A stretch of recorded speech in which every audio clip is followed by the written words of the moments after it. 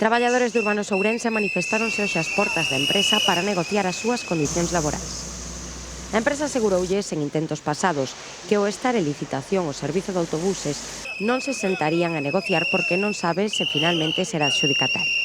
Estamos aquí reivindicando a nosa situación porque estamos cun convenio caducao, estamos a portas dunha subrogación, dunha licitación nova.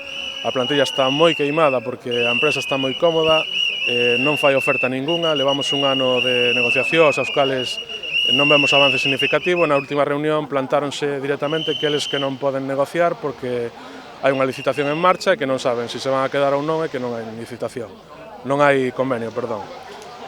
Co cual a nosa incertidume e o noso malestar é evidente. Hai 136 familias detrás desta empresa, os cuales non nos vamos a quedar parados, vamos a chegar onde faga falta. Hai un conflito, evidentemente, e a día de hoxe pois estamos reivindicando esa situación. Mañá teñen previsto manter unha reunión coa empresa e inspectoras de traballo para resolver conflitos laborais e esperan que se avance nas negociacións.